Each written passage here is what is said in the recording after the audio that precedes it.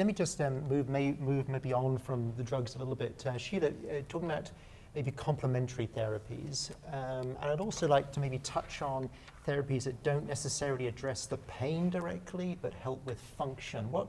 How would you prioritize complementary therapies that we have available to us? Yeah. So when we talk about acupuncture, I don't think that always has to mean that the cat or the dog has to visit an acupuncturist or someone who's trained in that.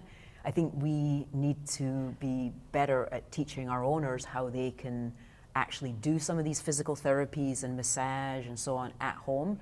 I mean, owners can be taught to do passive range of motion, which might be very helpful. And the positive benefit of that is if you teach them to do that with their pet, you're increasing the time they spend together, so that maintains the bond that might be getting broken. Like Margaret said, the medication, the burden, that they have of like worrying about their pet. So involving them in the treatment, I think, is essential to maintain that bond. And if you think about what we do with people, if you can increase the how interesting your day is, then you maybe focus less on your pain. And so teaching them about enrichment and things that they can do. But we can teach therapy, basic therapeutic massage to owners. We can teach them to feel for that little knot in their cat or dog's back and work on it a little bit.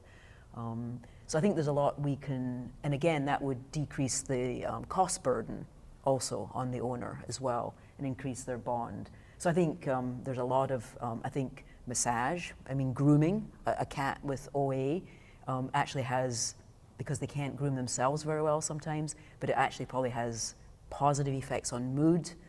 We know that from humans, different hormones are released when you get a massage or someone grooms you.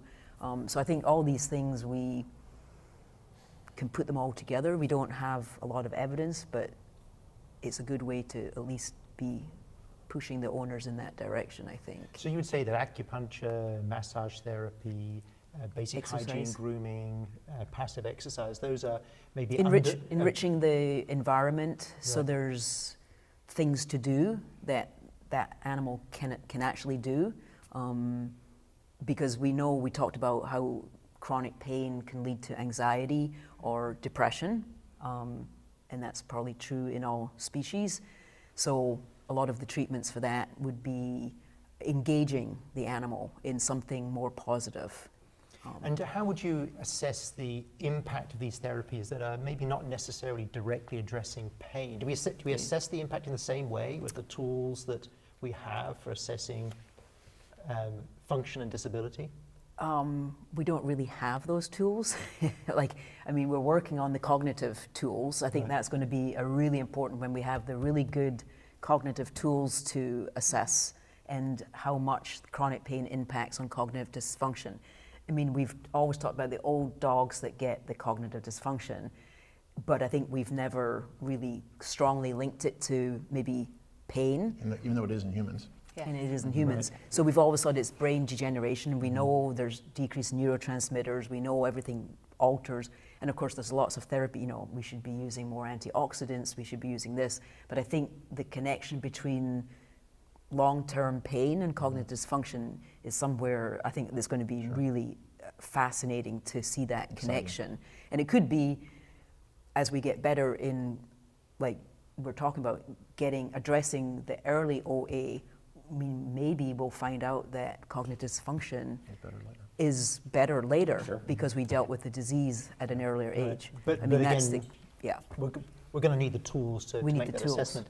So we've moved from non-steroidals. We talked about adjunctive drugs, complementary therapies. Bryan, just to finish up, will combinations of these adjunctive drugs, adjunctive therapies, complementary therapies, will they replace the need for an effective analgesic, such as the non-steroidals and the pipirants?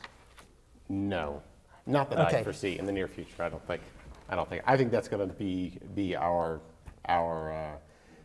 foundation for quite some time. Now, whether in the far off future, if that may change, I don't know. But I think the inflammatory process, as far as osteoarthritis goes, and treating with the non-steroidal is critical.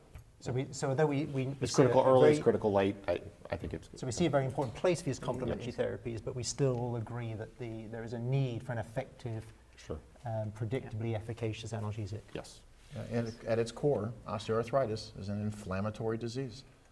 And nonsteroidals and the piperin class have the ability to reduce the inflammation, but can also help to mitigate some of the central sensitization and peripheral sensitization that goes with it. That's why I think it'll, I echo Bryan, for the foreseeable future, it will be a foundation. Well, thank you very much, everyone. This has been a fascinating, interesting discussion. I just want to finish up with maybe just asking each of you for your final thoughts.